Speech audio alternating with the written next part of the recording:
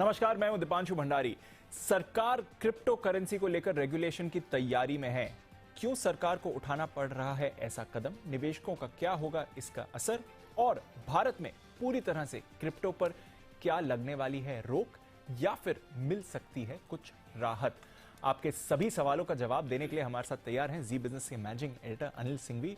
और sir, crypto क्या होगा अब? पिछले 24 घंटे नहीं, पिछले 20 घंटे से अगर देखें तो एक ही ट्रेंडिंग टॉपिक हर जगह जो दिख रहा है वो इस क्रिप्टो रेगुलेशन को लेकर ही है। दीप, जो ट्रेंडिंग टॉपिक होता है, टॉक ऑफ द टाउन कहा जाता है, ये तो टॉक ऑफ द यूनिवर्स है। बिल्कुल, मतलब जितनी चर्चा क्रिप्टो की हो रही है उतनी शायद किसी और की नहीं, और क्यों ना हो, क्योंकि एक ऐसी चीज है जिसमें बहुत ज्यादा इंटरेस्ट है। बिल्कुल, यंगस्टर्स का सबसे ज्यादा इंटरेस्ट है, और जब वो सुर्खियों में हो किसी न किसी वजह से तो बातचीत होती है। और इस वक्त जो सुर्खियों में है उसकी बड़ी वजह है, और ये वजह काफी लंबे समय से पेंडिंग पड़ी हुई थी। एब्सोल्युटली, कि सरकार अल्टीमेटली क्रिप्टो के बारे में क्या सोचती है और किस तरह के रेगुलेशंस होने चाहिए। इस पर कल देर शाम ये खबर आई है कि सरकार एक बिल लाने की तैयारी में। संसद का जो इस बार शीतकालीन सत्र होगा उसमें एक बिल पेश किया जाएगा। इस बिल में जो दो खास बातें हैं जो आमतौर पर बताई गई है, पहली बात तो ये है कि इसमें आपके लिए होगा ये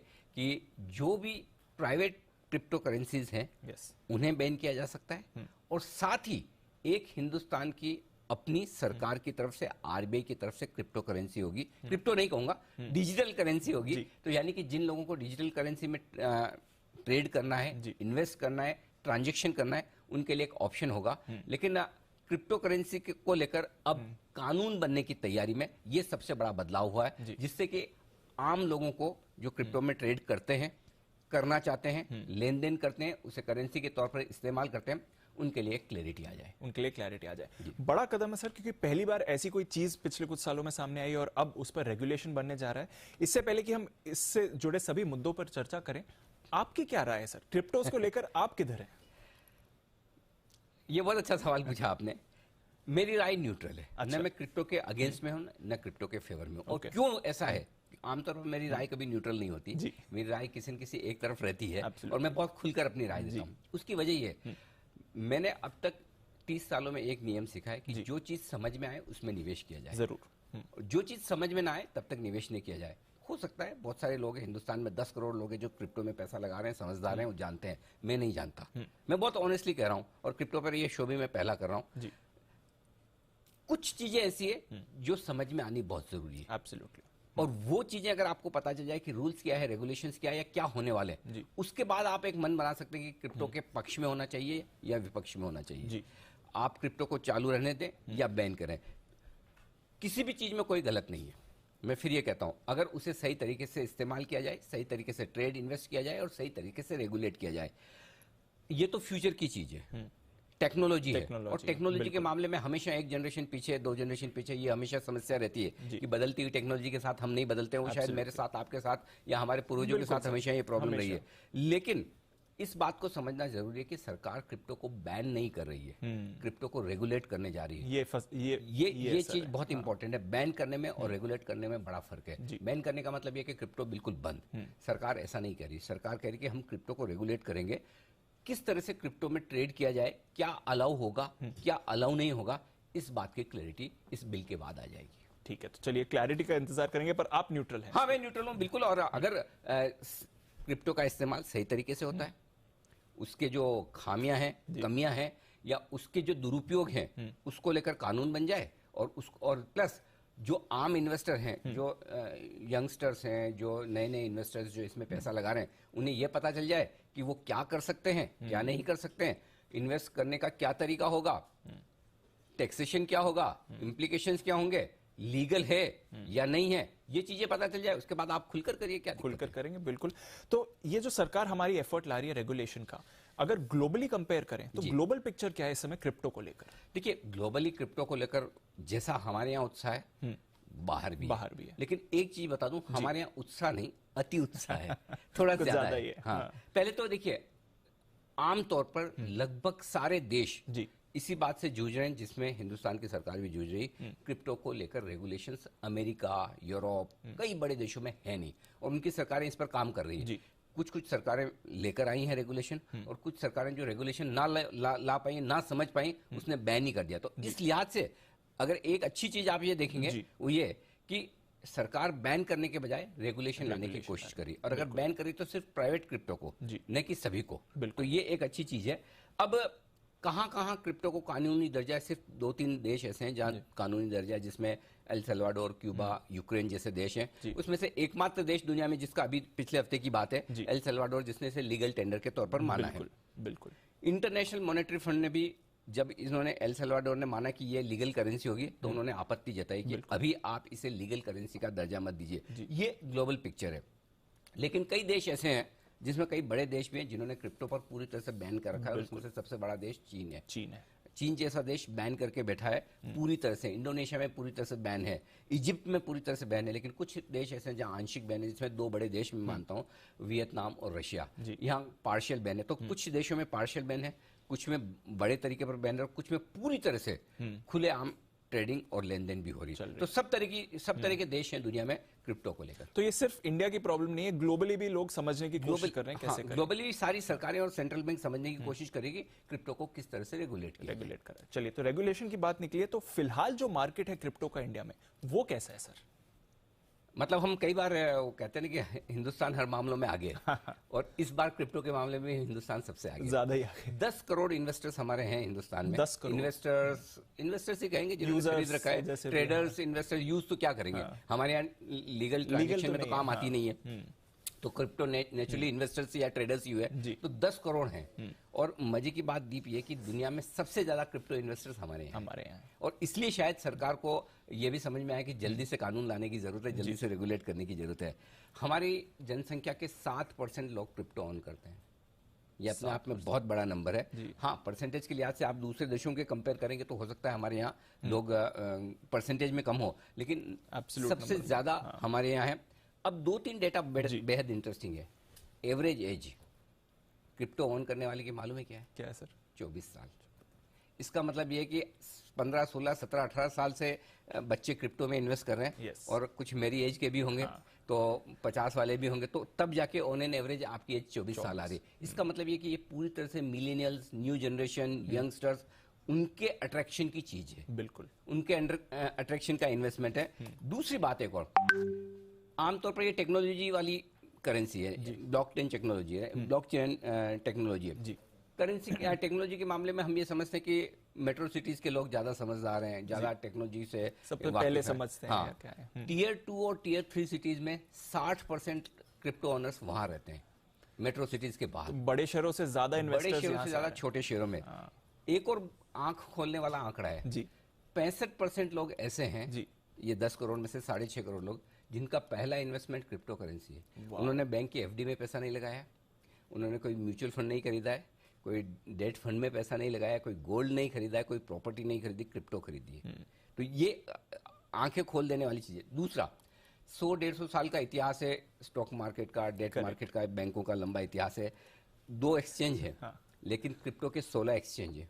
16 एक्सचेंज है क्रिप्टो के हिंदुस्तान में, जिन पर एक्टिवली ट्रेडिंग होती है। और दुनिया भर में, और जो कि हमारे यहाँ भी है, 10,000 से ज्यादा क्रिप्टो अवेलेबल है। और इतने स्टॉक मार्केट में लिस्टेड नहीं है। उससे ज्यादा क्रिप्टोज ही हैं। उससे ज्यादा क्रिप्टो। ये इस लेवल तक हिंदुस्तान में क्रिप्टो पॉपुलर है जी।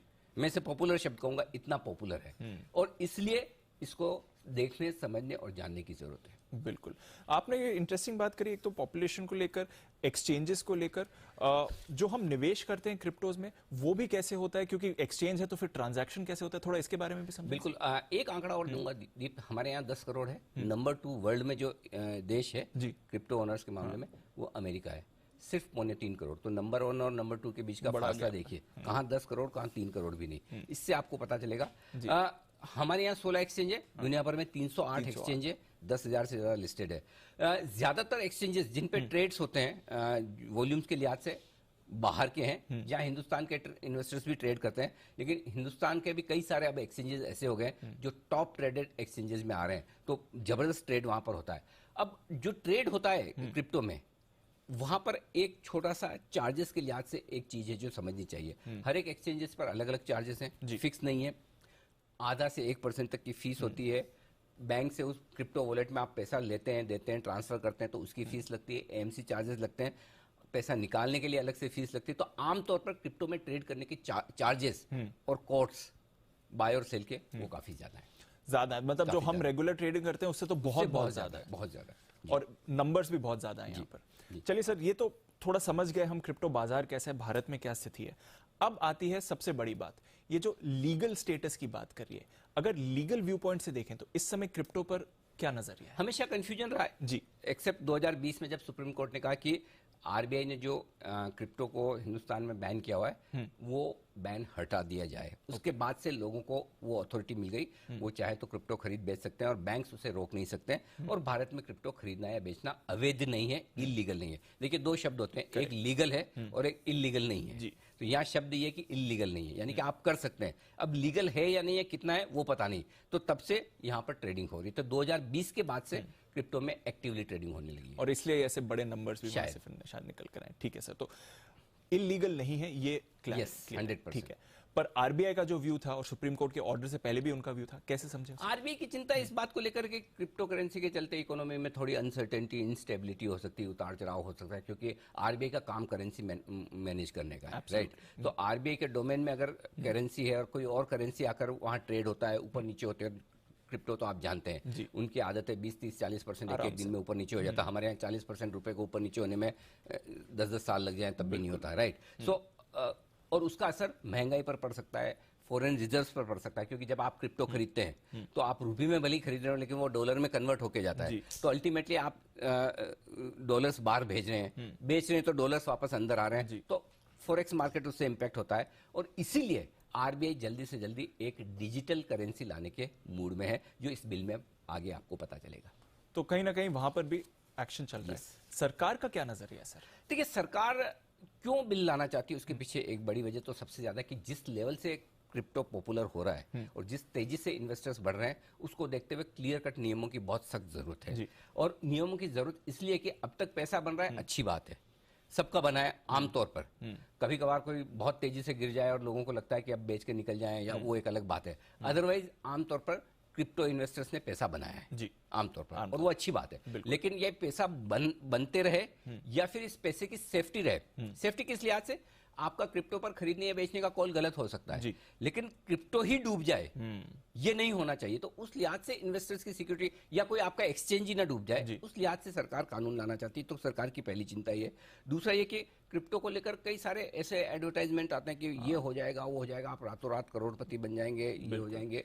तो वो बन भी रहे, ऐसा नहीं कि नहीं बन रहे, बहुत लोग बनते हुए देखें, लेकिन आपको रियलिस्टिक विज्ञापन देने चाहिए, ऐसा सरकार का मानना है। तीसरी बात यह कि क्रिप्टो के इस्तेमाल को लेकर, देखिए क्रिप्टो से ज्यादा दिक्कत क्रिप्टो के इस्तेमाल को लेकर है। ऐसा नहीं कि हर आदमी वही कर रहा है, लेकिन कुछ काम ऐसे हैं, इलीगल काम है जिसमें टेरर फंडिंग होती है, हवाला होते हैं, बहुत सारी ऐसी चीजें होती हैं जिसमें क्रिप्टो का इस्तेमाल आसानी से होता है, और उसके कुछ कुछ मामले सामने आए, तो उसको लेकर सरकार को थोड़ी चिंता है। दूसरा ये कि सरकार भी जानती है इस पे रोक लगाना संभव भी नहीं है और लगानी भी नहीं चाहिए, लेकिन इसके ठीक ठाक से रेगुलेशन बन जाए और इसीलिए ये गलत हाथों में न जाए, ये भी प्रधानमंत्री मोदी का मानना है। और आरबीआई, सेबी और सरकार, ये तीनों इसी बात को लेकर चिंतित है कि क्रिप्टो का गलत इस्तेमाल नहीं होना चाहिए। तो दोनों चीज में फर्क समझिए, क्रिप्टो के इस्तेमाल को लेकर प्रॉब्लम है, न कि क्रिप्टो को लेकर प्रॉब्लम।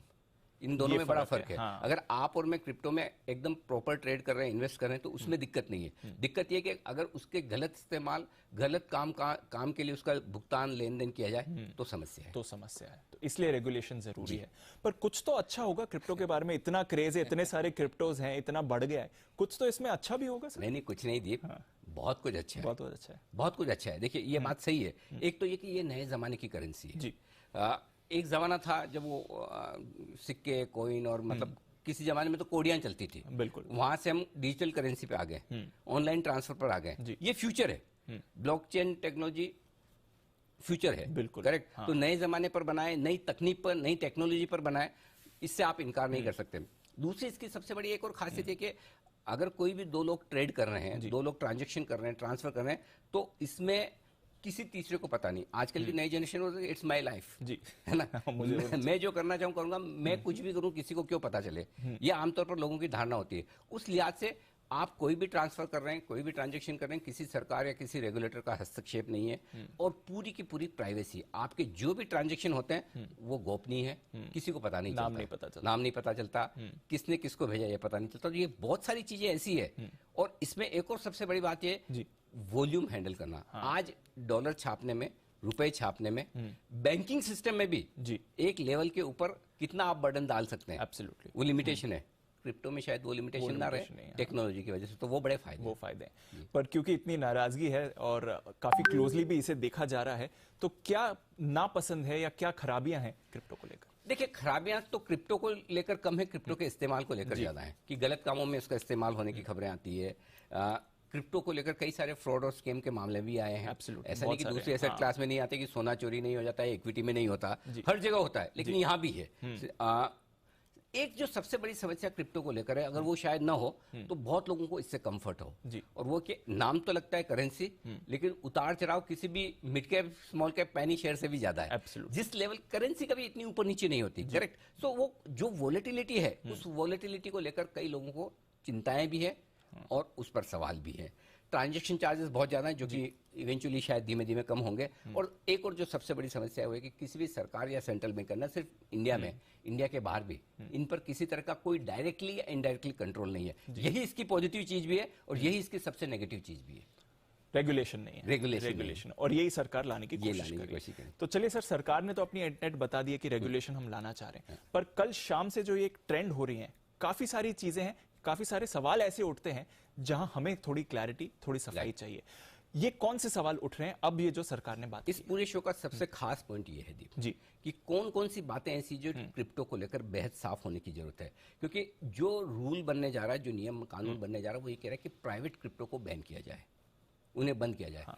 किन क्रिप्टो को आप प्राइवेट मानेंगे और किन को प्राइवेट नहीं मानेंगे? बिल्कुल। क्योंकि अगर आप बाहर की भाषा से देखें तो कोई बिटकॉइन, कोई इथेरियम वो प्राइवेट क्रिप्टो नहीं है, वो पब्लिक क्रिप्टो है एक तरह से। अच्छा। हाँ, हमारे लिए हम ये समझ सकते हैं जो सरकार करेंसी दे रही है वो पब्लिक करेंसी है, बाकी सारी प्राइवेट करेंसी है। लेकिन क्रिप्टो में उसे ऐसा नहीं माना जाता। क्रिप्टो की डेफिनेशन अलग है, और अगर आप क्रिप्टो की डेफिनेशन से जाए तो फिर आपका बिटकॉइन, इथेरियम या कुछ और जो करेंसीज और जो कॉइन्स हैं वो इस भाषा में नहीं आते, इस दायरे में नहीं आते, तो शायद फिर दिक्कत ना हो लोगों को। फिर तो टेंशन की बात, फिर तो टेंशन की बात नहीं। तो फिर तो ऐसे लोग जो आप में सोचें कि चलो अपनी भी एक क्रिप्टो करेंसी बनाते हैं, और बना दी, लॉन्च कर दिया, बाद में पता चला गायब हो गए, कौन किसके कॉइन लेके गया पता नहीं। तो प्राइवेट और पब्लिक क्रिप्टो आप किसे मानेंगे? सबसे पहली क्लैरिटी सरकार से इस बिल में इस चीज की जरूरत है। दूसरी चीज, क्रिप्टो दो कामों में इस्तेमाल होता है। एक ट्रांजैक्शन, लेन देन, जैसा मैं आपको नोट दूं, आप मुझे नोट दें, या मैं अपने बैंक अकाउंट से आपको पैसे ट्रांसफर करूं, आप मुझे करें। तो क्या ट्रांजैक्शन पर बैन होना का? हाँ। या फिर इसे इन्वेस्टमेंट के तौर पर आप खरीद या बेच नहीं सकते। ओके। दोनों में फर्क है। करेंसी के तौर पर आप खरीद बेच सकते हैं। मैं अगर विदेश यात्रा के लिए जा रहा हूं, मैं डॉलर खरीदता हूं, डॉलर में मैं भुगतान करता हूं, पैसा लेता देता हूं, ये हो गया। लेकिन क्या डॉलर में मैं इन्वेस्टमेंट कर सकता हूं? एज ए करेंसी मुझे डॉलर में इन्वेस्ट करना अलाउ नहीं है भारत के कानून के हिसाब से। तो जो सरकार बैन करने की सोची, ये क्लैरिटी आनी जरूरी है कि सिर्फ लेन देन पर बैन होगा या एज एन इन्वेस्टमेंट पर भी बैन होगा। ठीक है सर। तीसरी चीज जो सबसे इंपॉर्टेंट, जिन लोगों ने पहले से ले रखी है, अभी तक तो बैन नहीं है जी, उनका क्या होगा? एब्सोल्युटली, उनको एक एग्जिट रूट मिलना चाहिए जी, समय से वो निकल पाए, इसकी सुविधा होनी चाहिए। तो उस पर क्लैरिटी आनी चाहिए कि उन्हें कब तक समय है, अगर बैन कर रहे हैं तो, और नहीं कर रहे हैं तो बहुत अच्छी बात है। रेगुलेट कौन करेगा जी? क्या कोई सरकार रेगुलेट करेगी, कोई मंत्रालय होगा, कोई आरबीआई करेगा, या कि सेबी की तरह कोई एक नया रेगुलेटर आएगा जो क्रिप्टो को रेगुलेट करे? बिल्कुल। या आरबीआई के अंडर में कोई एक अलग डिपार्टमेंट हो? कुछ ना कुछ वैसा होना चाहिए कि किसके अंडर में आज क्रिप्टो को लेकर, सपोज आपने किसी एक्सचेंज से क्रिप्टो खरीदा और आपको कोई समस्या, आप किसके पास जाके कंप्लेन करेंगे? अभी तक सब ठीक चल रहा है इसलिए ठीक है। अगर किसी दिन कोई एक्सचेंज उड़ गया, आप किससे जाके कंप्लेन करेंगे? फिर आप कहेंगे कि सरकार तो सो रही थी। तो एक रेगुलेटर होना जरूरी है। उसके बाद सबसे इंपॉर्टेंट चीज है, सरकार क्रिप्टो को क्या मानती है।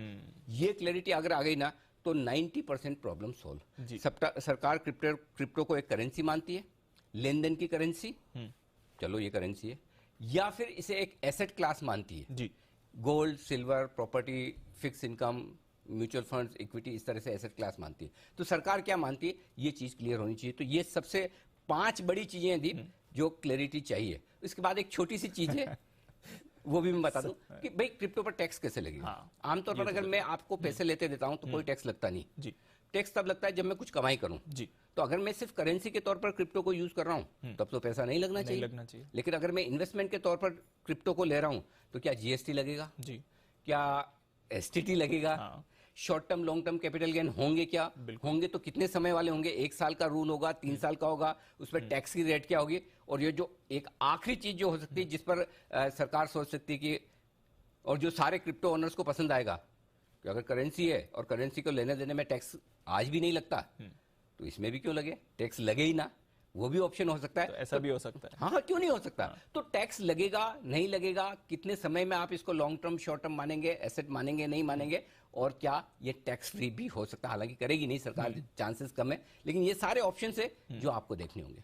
तो ये बड़े सवाल निकल कर आते हैं जहां पर क्लैरिटी या ये जवाब जानना जरूरी है। काफी सारी बातें ऐसी। एक सवाल सर जो सबके मन में बना ही हुआ है, स्पेशली पिछले 12 घंटे से बना हुआ है, जिनके पास है वो क्या करें? इंतजार। हाँ, इंतजार इस बात का करें कि सरकार जब ये बिल रखती है इस बिल में क्या बातें आती है। क्योंकि देखिए सरकार ने जो बिल लाने की बात कही उसी से 20, 25, 30% क्रिप्टो गिर गई। तो एक जो नी जर्क रिएक्शन आना था वो आ चुका। बहुत सारे लोग कहते हैं हमने शो किया, हमने बताया इसलिए गिर गए।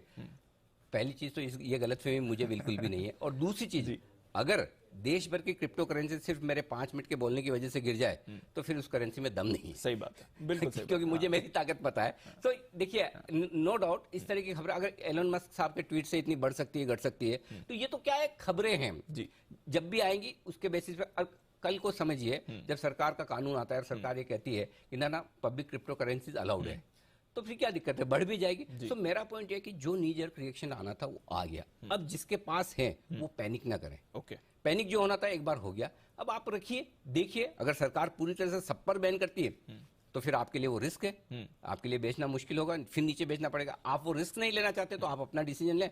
और अगर आपको लगता है नहीं, मैं उम्मीद रखता हूं कि 6 लाख करोड़ 7 लाख करोड़ रुपए लगे हुए हैं हिंदुस्तान के लोगों के, छोटा अमाउंट नहीं है, बिल्कुल 10 करोड़ इन्वेस्टर्स हैं, तो सरकार इस पर सोच समझ कर फैसला लेगी और शायद पूरी तरह से बैन ना हो या फिर एक एग्जिट करने का मौका मिलेगा तो आप होल्ड करिए। सो मेरा ये मानना है कि अब इस लेवल पर आकर आपको पैनिक में कोई किसी तरह का डिसीजन नहीं लेना चाहिए, सोच समझकर शांति से डिसीजन ले। ठीक है, सोच समझकर शांति से डिसीजन ले।